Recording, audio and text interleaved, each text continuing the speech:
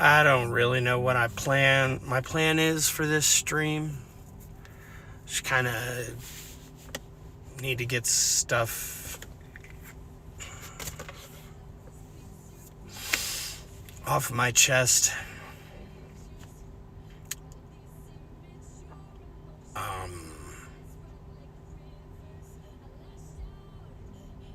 Currently, I am homeless.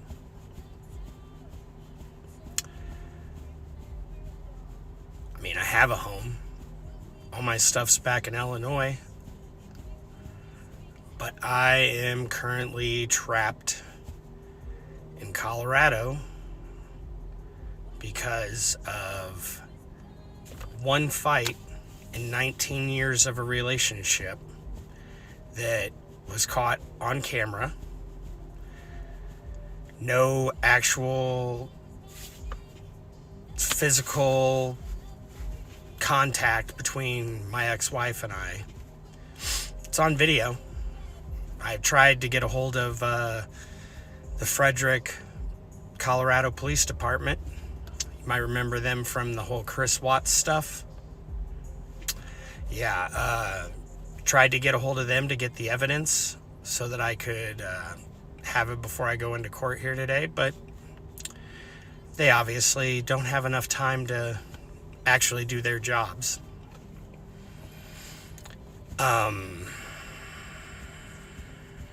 Last year, I had my probation revoked and reinstated, and I had made the decision that I was going to leave Colorado, even though I love Colorado, and move back to Illinois so I could be closer to my children. April 11th of 2024, I had my probation reinstated. The probation is for domestic harassment.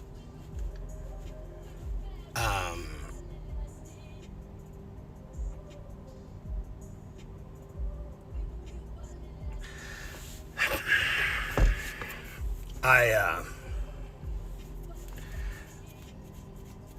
was told that, the process to... Sorry, I gotta smoke a cigarette.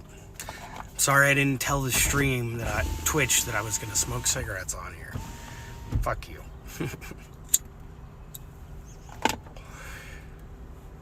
But I got my probation reinstated. I spoke to my probation officer, who, mind you, I've never had a good relationship with the entire time I've been dealing with her since 2022.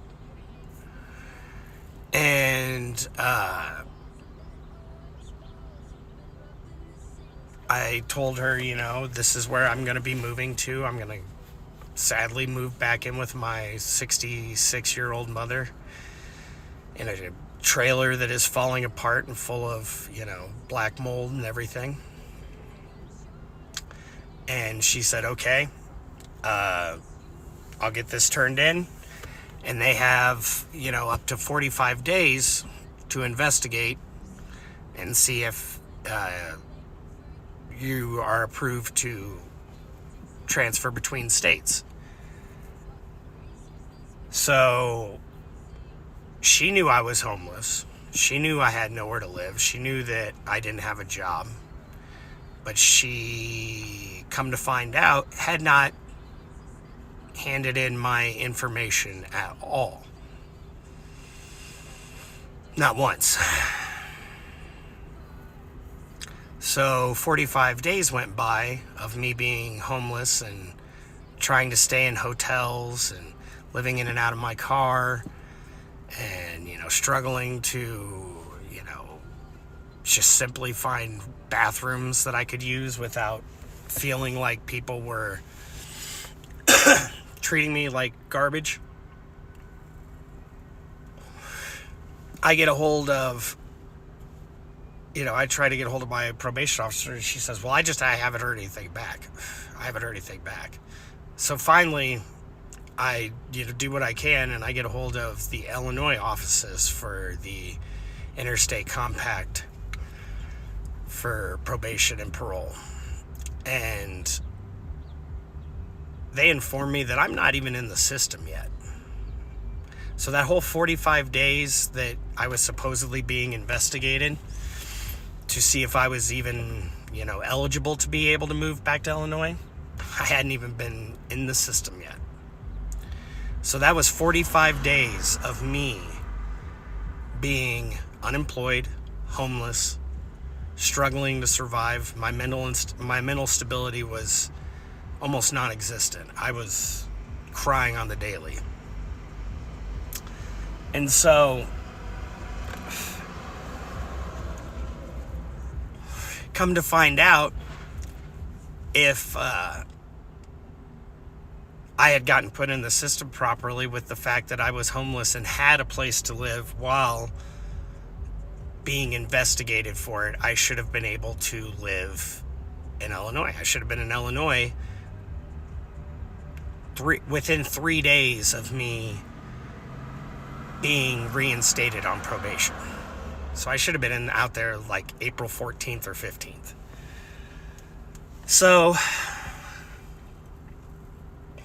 I finally get the approval to move out to Illinois. Mind you, the first time I speak to my Interstate Compact officer here in Colorado, he treats me like garbage and tries to jump down my throat and, treat me like a bitch. And I was done and fed up at the time, and I was mentally unwell, and I was done with everything. So I told him, listen, this is our first interaction. We need to do with this how we will. So finally I get the approval to move out to Illinois. I move out to Illinois.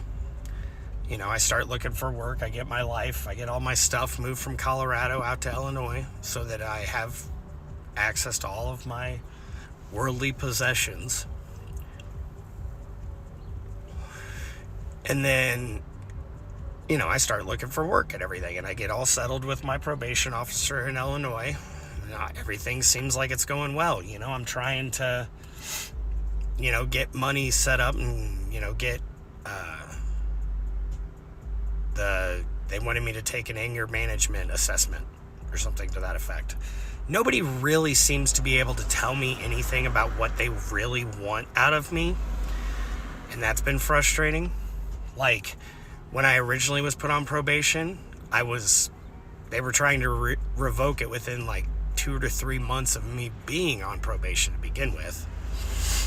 And then they said that I had to do in-person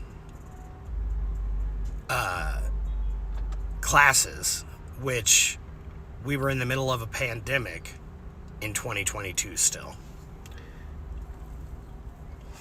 Then, every time I would set up a probation meeting with my officer, she would always set it up at like 4 o'clock in the afternoon, and I knew there was plenty of other non-violent offenders like myself that were getting,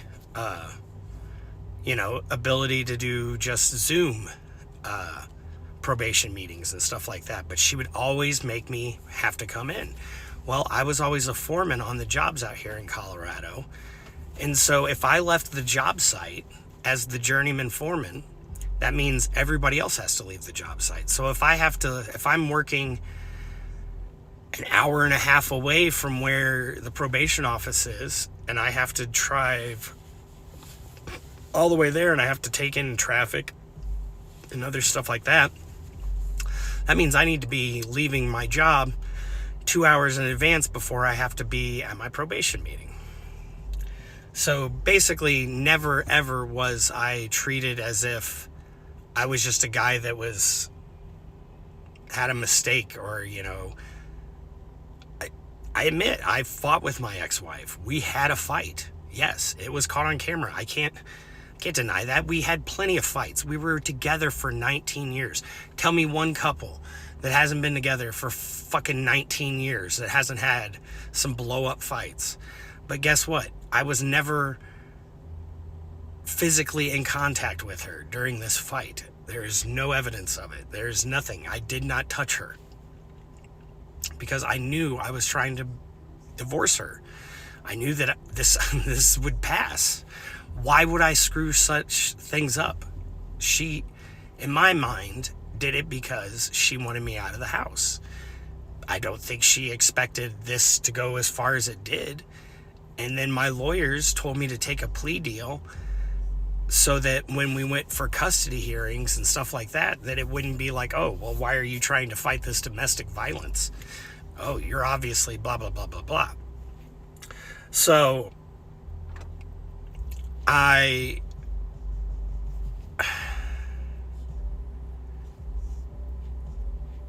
I finally got back out to Illinois and everything, things were starting to get better. Yes, I wanted to do electrical work while I was out there, but the vast majority of the companies that I was seeing that had availability were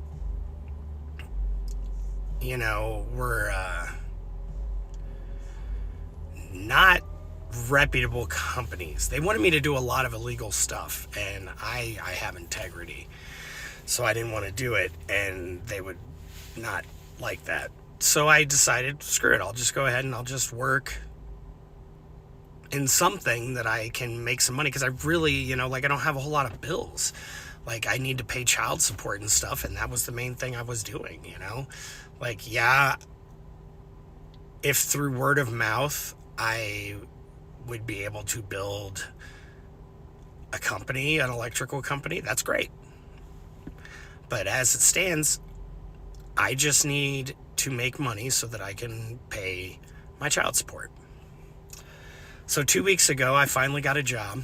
It's not the greatest job. I mean, it's assistant manager at a restaurant. It's a Tex-Mex restaurant, burritos and stuff like that.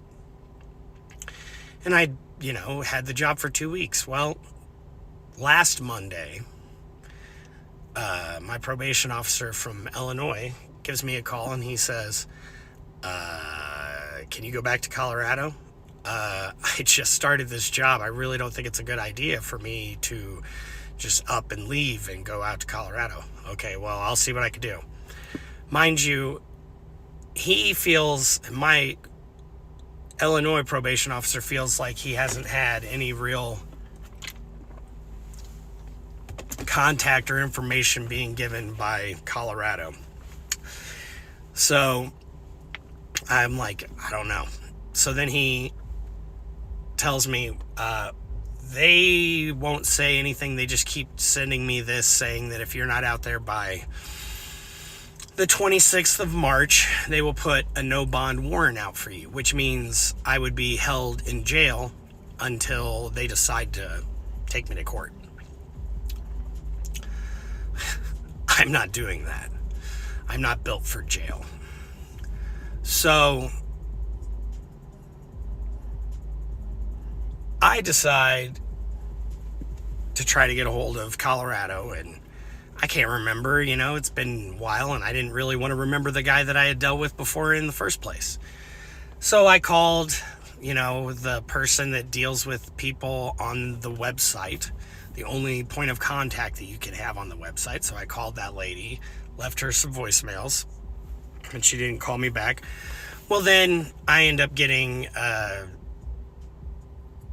I think it was Wednesday, I get a really rude phone call from a Mr. Matthew Posey, who is my probation officer that deals with ICOTS, the Interstate Compact here in Colorado.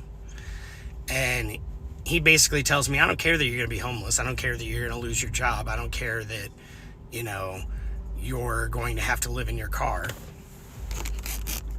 That's right. You see this? I got all this junk in this car right now. And when I go to bed, I move it all around and I sleep back there. And then I put cardboard boxes that I cut out to block the windows so that nobody can see me. This is my life right now. Because they don't care about us. They don't care about anybody. I met him yesterday when I got out here to Colorado. had my 8 o'clock appointment with him. This guy peaked in high school. He's obviously a MAGA cultist, and I'm starting to wonder if him and my former probation officer are not a couple.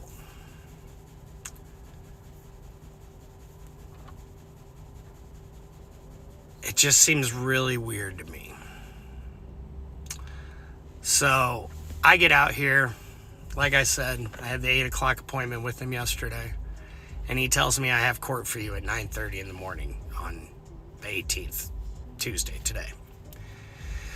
So that's where I'm at right now. I'm parked outside in Greeley, Colorado. Just off in the distance here is the courthouse that I'll be going to here at 9:30.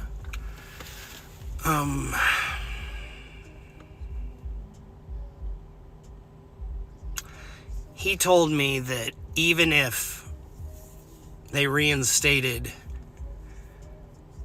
my probation, that I would be ineligible now for ICOTS, and that I would basically be trapped here in Colorado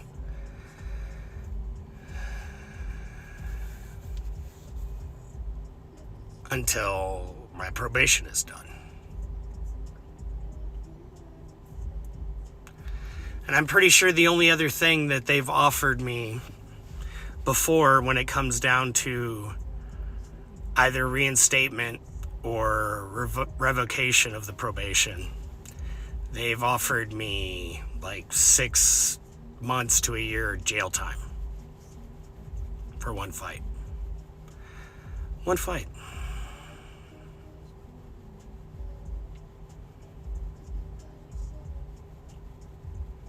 One fight has affected my life more than the entire divorce.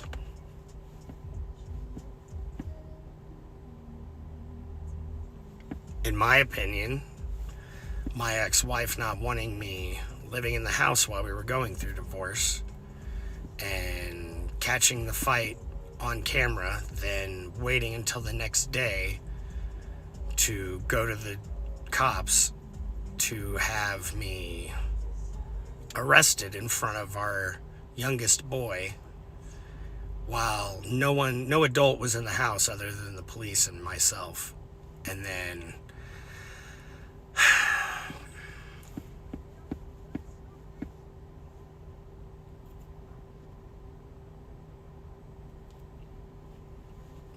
so I had my kids Saturday. And when I had my kids Saturday,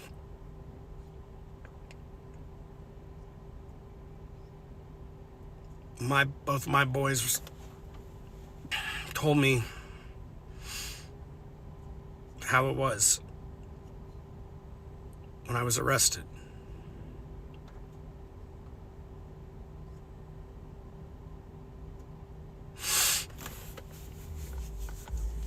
That broke my fucking heart.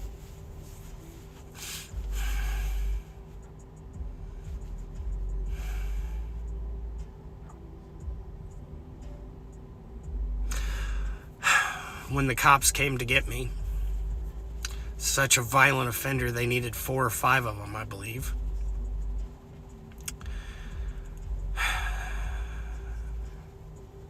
My youngest son was laying on my chest on the couch, and we were just watching TV.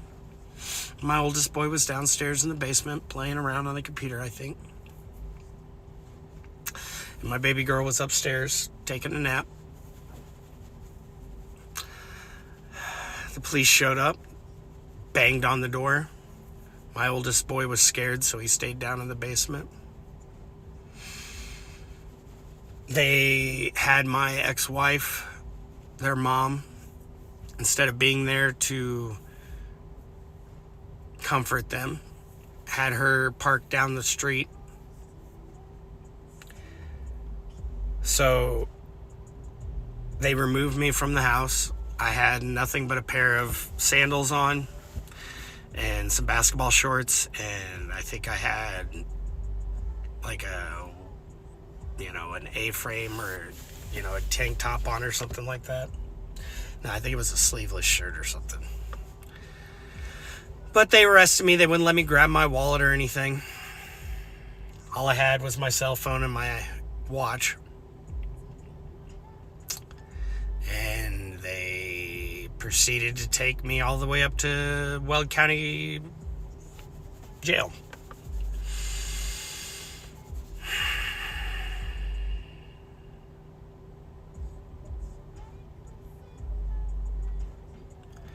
When I got up here, I was losing my shit. I don't do well in confined spaces, and I don't like having my freedom of movement taken from me. So I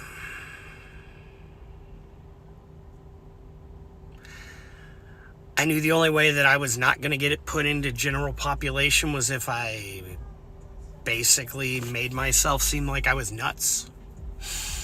So I ended up in solitary. Solitary in Weld County, Colorado is torture. Full-on torture. The lights are on 24 hours a day. No TV. No kind of entertainment whatsoever. The food is... I couldn't eat it. I couldn't. You have other inmates just screaming and hollering because they're mentally unstable and they don't give them the help that they need. They just, fuck you. Who cares?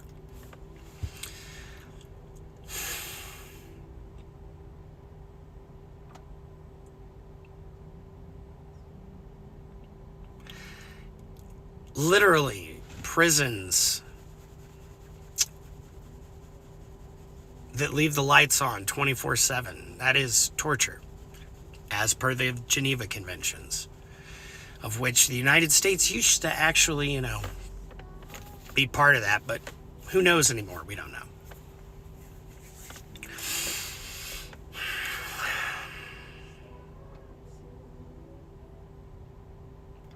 Part of me just wants to say, fuck it, let's do the time. Let's get it over with. Let's knock this out. But part of me also doesn't want to just take the L and say, okay, yes, whatever, railroad me because I'm not wealthy. I don't have the money to hire a team of lawyers.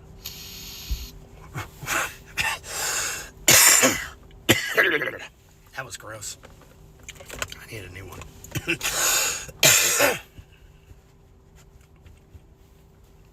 I don't know what I'm going to do. The guy's saying that I can't even go back out to Illinois, but everything's out in Illinois. I have a job in Illinois. I can pay my child support if I'm living in Illinois. My tools are in Illinois. I'm an electrician.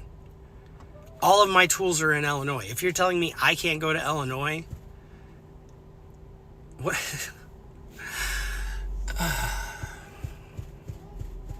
Because there's absolutely no way that without my tools, I can get a job where I can afford rent and I can afford child support. It's just not possible. And I pay little in child support. I'm not arguing about my amount in child support. I got lucky, because considering I had to negotiate my divorce by myself.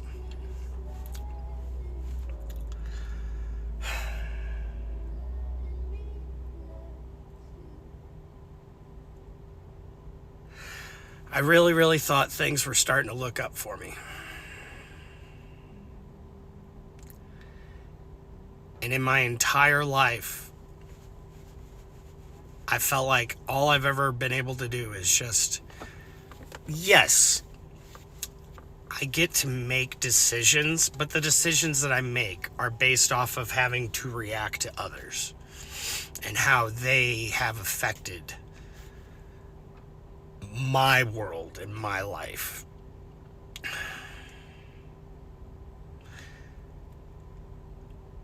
When you have an alcoholic mother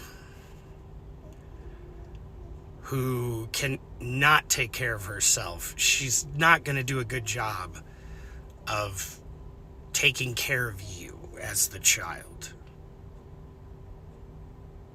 I was SA'd many, many times, and that messed up my head.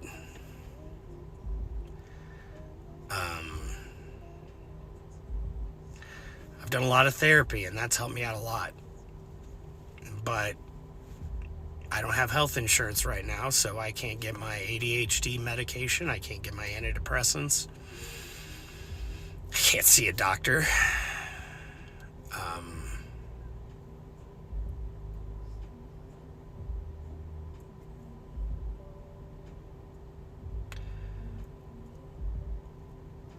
All I wanted was to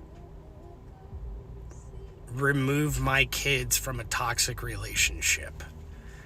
And the last 3 years of my lives and their lives have been adversely affected, and not because of the actual divorce. Because if the divorce had just gone through like nothing, had she not had me removed from the home and arrested, we could have just had it settled and over and done with, and we could have moved on with our lives. But as it stands,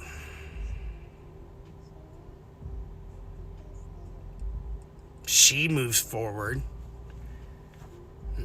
and the kids move forward, but I continue to spin my wheels. And that's not good for the kids to see their father not doing well. I try really, really hard.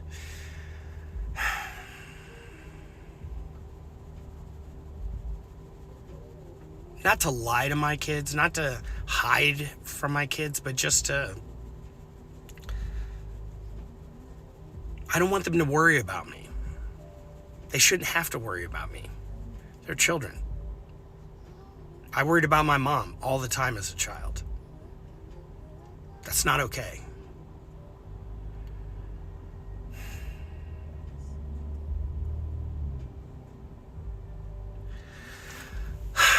I'm going to post this on my YouTube. And I think I'm done for now.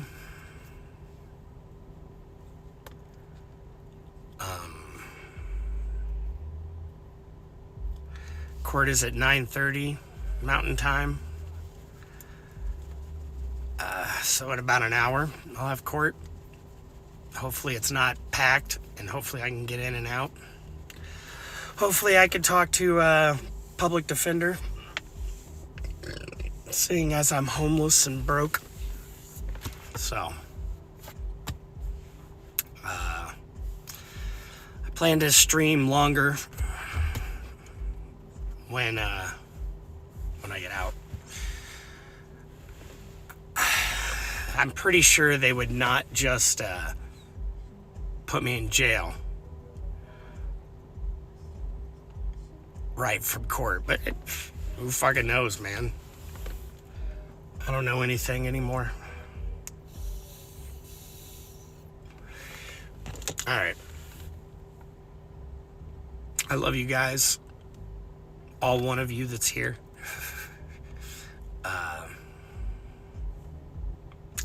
Wish me luck. Be good to everyone else. Be kind to everyone. I love you.